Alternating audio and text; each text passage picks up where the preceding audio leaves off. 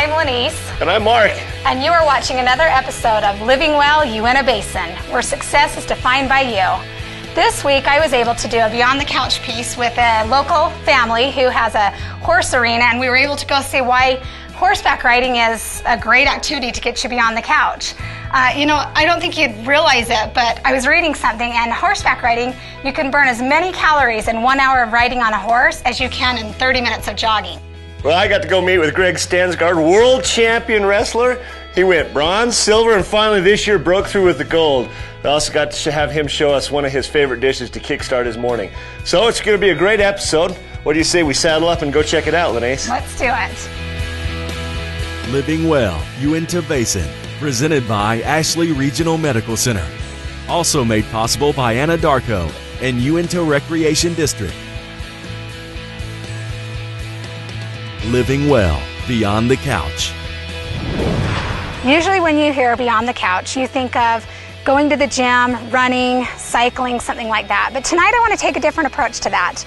Jason and Andrea Newman have graciously invited us to their family arena. And tell us what you're doing tonight, Andrea. Well, I have a friend's daughter, and they didn't have any access to horses, and they asked me if I could introduce their daughter to the whole horse world. And I did it a little bit tentatively at first, and found a girl that just had a huge passion for horses. And tonight is about her showing an exhibition to her family and what she's achieved for the last 2 years. Oh, how fun. You have such a love for horses, as I understand. And yes. Tell me a little bit about what has it done for you as far as physically, the horseback riding. I mean, some people don't maybe think of that as a physical activity, right. But I'm here to say it's a lot more physical than yes. you would think. So tell me a little bit about that. Well, you have to be active, and you have to be able to lift a saddle, put a saddle pad on, lift the horse's legs to clean them, to tack them up, and then once you mount and ride, you're in charge of a 1,300-pound animal. And I barrel race, so you're going Mach 1 speeds, and you have to be able to be agile, and you have to be able to keep your strength up so that you can maintain a good partnership with your animal. Yeah, and as far as like physical, I've heard people say that when they've ridden that they have soreness in places that they didn't even think that they could be sore. Is that, I mean, you're using a lot of muscles that, so it is very physical. But as well as physical, Jason, I mean, there's probably some physical or emotional and mental things involved as well with the horses, wouldn't you say? Yes. Just being able to clear your head out, you go out with your animal, go for a ride, go see the country, the beautiful areas that we have around Vernal. So pretty. And, up on the mountain, there's clubs that go to the mountains and do riding and work with the trails and the Forest Service, and it's really it clears your mind out and helps you get through your week. Yeah, and the bonding probably with the horses, and I mean, even that has just got to be an incredible thing. So, and Andrea, I think you jokingly told me, but she said it's cheaper than therapy. So I think so. So he might not. There's some really good mental aspects for horseback riding as well. Yes. So, what would you say to somebody that's maybe worried about getting on a horse? Or, I mean, I know I, for one, am a little skittish around horses. So what would you tell them to pursue that? I would tell them to try it. Give it a try. Find somebody that has a good, safe horse and to try it. Spend some time around them. You don't have to jump right in the saddle at first. Spend some time around the animals, get comfortable, build your confidence, and then go for it. Give it a try. It's really worth it. And that can be hard to do, but I'm sure yes. very worth it in the end. So, Jason, you mentioned earlier that, these girls are probably, 13, 14 years old that are out there, but you said that there's a group in Neola that start them as early as 2. Is that what you were saying? The Turn 'em Tight group over in Neola runs every Monday night during the summer. And the parents put their 2-year-old kids on little ponies and run them around the barrels with them. And they say that the parents' times get faster every week. Yeah. So the parents are getting the parents are getting a lot the of workout as well. Yeah. Running with their kids around the barrels, and all the way up to people in their 60s and 70s running barrels. So it's a good family-oriented something to do during the summer. And how do they find out about that? I mean, that's something that, maybe you don't want a horseback ride, but take your kids out and enjoy what's going on. How can they find out more about that? There's a website, actually, turnemtight.org, and you can go there. It has a list of all the events and everything and all the rules and regulation that go along. You do need your own horse, but it's a really fun group, and there's all sorts of groups like that out here in the basin that can you can take your kids to, and it's a family event, and get out and get off the couch. Great. Well, we appreciate you guys very much letting us come and shoot this and being able to show the Basin what horseback riding can do for your life, both physically and mentally, and just as far as your whole well-being. So I really appreciate you guys, and I encourage all of you guys to get off the couch and go do something you enjoy. Living Well, Dish by Dish. Welcome everyone to Dish by Dish. It's guy time. With me, I have world champion wrestler Greg Stensgaard, coach of the UN High School Wrestling Program, and here we are in Greg's kitchen. Yes, my kitchen. This is a wrestling kitchen. Right here in his classroom. And Greg, one of the things that people, the biggest misunderstood or misconception or missed meal is breakfast. It is one that people think they can slide by with. They think they don't have enough time for. And my students are historically that they miss a lot of breakfasts, and you can see it in their performance in the classroom. In my classroom, in the weight room, when I need energy from them, they don't have it because they didn't get that early morning breakfast, that gas to get them going. For your car, like I use cars for a metaphor, you need gas to run, and then they need the fuel that we have for breakfast to get them going through the day. Right, and so often we're grabbing our keys, running out the door, and we miss that meal. And it's work, it's play, it's, you're talking about the weight room, wrestling. If you don't get training, this meal. Yes. So I want you to show me, obviously you're in phenomenal shape, and so you're doing something right with your diet. I want you to show me one of the meals that you do for your kids at home, and that you teach these high school students what they would do to get some good nutrients, some good energy meal before their day starts. So, okay, what I have here in front of me, we're going to do a smoothie today. And this is one of the things I tell the kids who are in a hurry and you don't have a whole lot of time. You always have time to throw a smoothie. If you have a blender and have a few ingredients, it doesn't take a lot of time to make a smoothie. And it's very nutritional, and it gives you a source of energy that we're looking for in the morning. So what I have in front of me here, we always start with yogurt. Now, yogurts can be a lot of different flavors. If you like strawberry yogurt, use the strawberry yogurt. Vanilla, I like the vanilla because I get to taste more of the flavors of the fruits I'm putting in. Okay. So we're going to start with this, and we're going to pour all this in there. And I like a lot of yogurt because I like the taste of yogurt. What does that work out to be? About a half cup of yogurt? Is that what you're... Yeah, I kind of put about a half cup on there. I saved just enough to put in there for today. So okay, so about a half cup of yogurt. About a half cup of yogurt in there. Okay. And then I put different fruits on it. I always like to put something fresh like a banana to start off with. Bananas are super in potassium, and it gives that energy. It helps with the muscle recovery really good. So I usually just put that in. I just throw that in there like that. I'm a little sloppy, but well, nature's energy bar, right? You see all these energy bars they sell, but the banana really has all that stuff. It does. And then I like, if I have any fresh fruit in there, canned fruit, sometimes I'll throw canned fruit. I like the flavor of a pineapple. My kids really like it too. Again, I do this for my kids because they're always in a hurry and they need energy. So I throw a few of that, and I like to throw a little bit of, just for a little flavor, I put a little bit of juice in there, just to give it a little extra flavor to it. Then I always like strawberries. I like to have a multitude of flavors in there, so we kind of throw some of this strawberry mix in here. And this is maybe not the healthiest, is because there is sugar in it, but again, I'm trying to make sure that my daughters and the kids who eat this will like it and want to do more of it. And again, there's more good things in here than anything negative. A little bit of sugar. A little bit of sugar is not. We're not talking about what the amount that's in a soda can. Right. No, this is a little bit of probably sugar. a healthy amount of sugar. A healthy amount of sugar. Okay. And then for the last part of it, we got to obviously make it cold and frozen, so you have that nice smoothie texture. Sure. I like to put some frozen fruit in there, and I usually put a handful or two. Of course, I wash my hands, and I do it in the mornings. I wash my hands before I do it to the kids, and I put about 2 handfuls of frozen fruit in there. Mm-hmm. And the last thing I put in is obviously we need some ice, and to give it that nice frosty taste. And I have some ice here. We throw about a good handful and a half of ice just to give it the texture that we're looking for. And the only thing I would make, sometimes you need a little more fluid in there. I usually have a little orange juice or something I would throw in there, but I think that's probably enough. So now all we got to do is put it together like this, and put the top on, because if you don't put the top on, it's on your ceiling. You'll be wearing it instead of drinking it, yes, right? Okay. You'll be wearing it instead of drinking it. And then all we got to do is press, I press liquefy to blend it all together.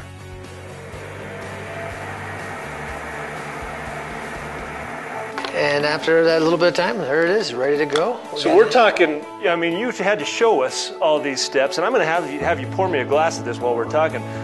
But even with you walking slowly through the steps, it took us maybe, what, 2.5 minutes to make this? 2.5 minutes. Doesn't take any time at all.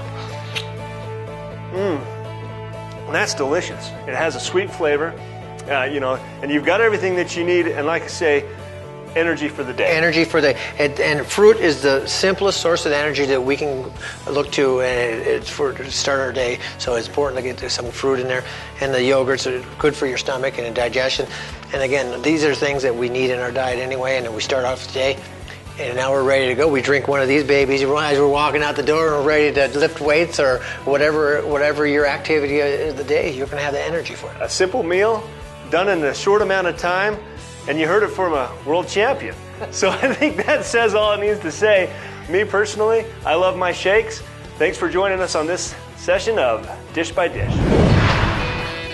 Now for Anadarko's health and safety tip. The cold and flu season is upon us, and it's important to watch what we eat. Refined sugar weakens the immune system and creates an environment in the body more prone to disease.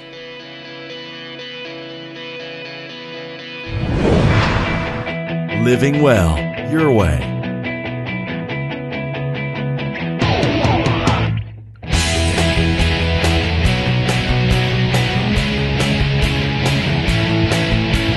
Well, thanks, Greg, for showing us that dish by dish. And you know, you've coached for 19 years here at Uintah High. Multiple state championships, multiple state championship wrestlers. How hard was it for you to always be watching? And I know you got to compete with the kids on the mat, but you can't replace the competition, you know, the competitive atmosphere of a competition by practice wrestling all the time. That's true. Is that what drove you back into this? It was one of the reasons. I mean, I've stayed in good shape through wrestling all my life, and I get to train every day with the kids, and I do most of the exercise. One of the things I always tell the kids is, I never have you do anything that I'm not willing to do myself. So at the end of the practice, when we do our burnouts, I usually do many of the burnouts with them, just showing that I'm not afraid to do these things as well. And this is what it takes to be successful in the sport of wrestling. So I do those things. The other thing that brought me out was that I got married at a much older age than most people, and I have some daughters, and they never did get to see me compete at anything.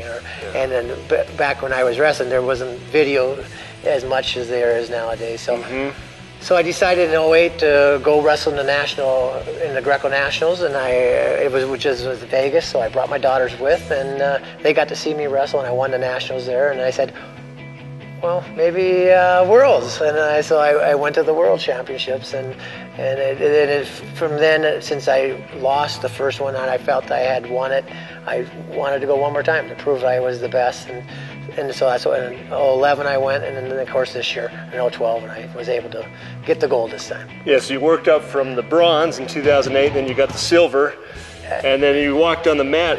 I think people knew who you were at this point. Yes, everyone knew who I was. I mean, the German and the Russian, they knew who I was. They would talk to me as much as they could, and they spoke a little bit of English. But they definitely knew who I was, and I was someone they have to know that was going to be a contender for it.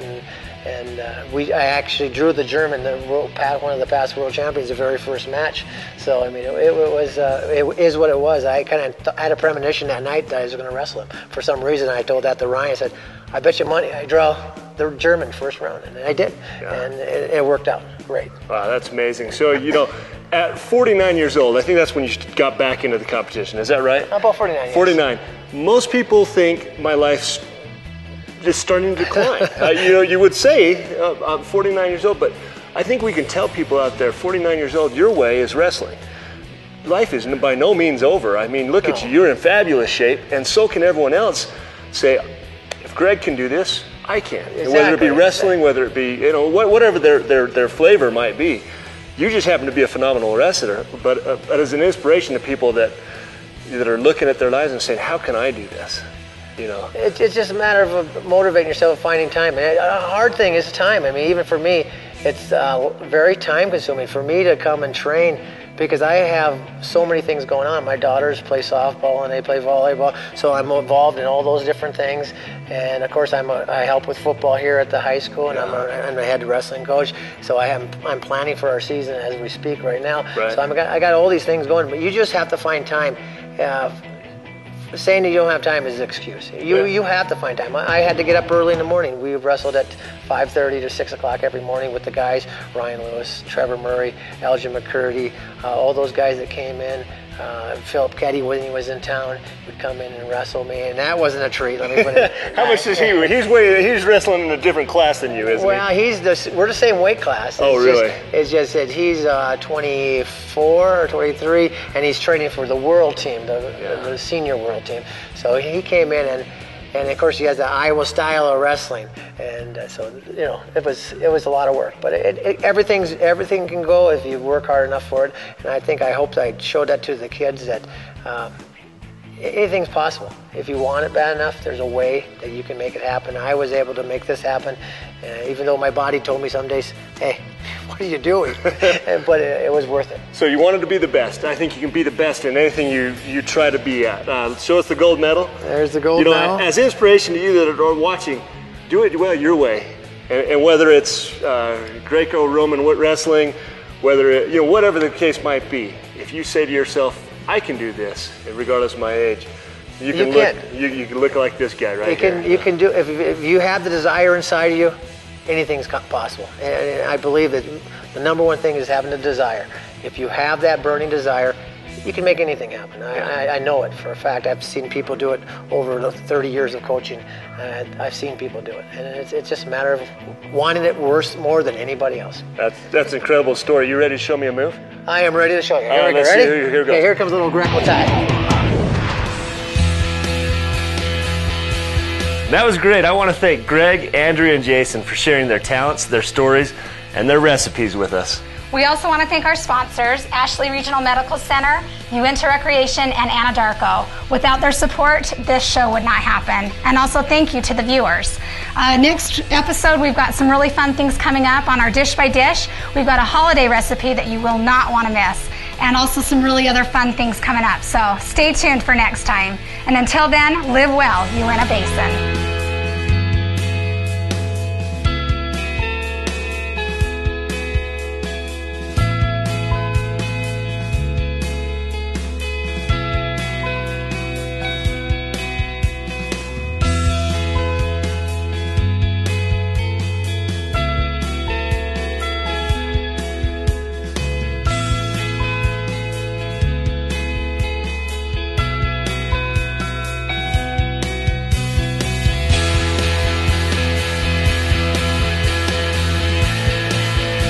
Watching Living Well, Uintah Basin, where success is defined by you. I thought you were going to jump in.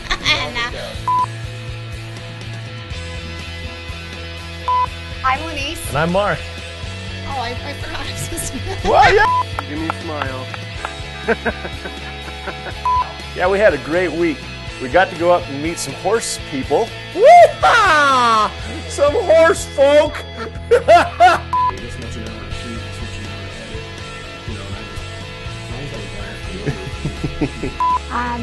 I'm with a local family who were at their. Okay, start over. All right, and 3, 2. Special homemade apple pies.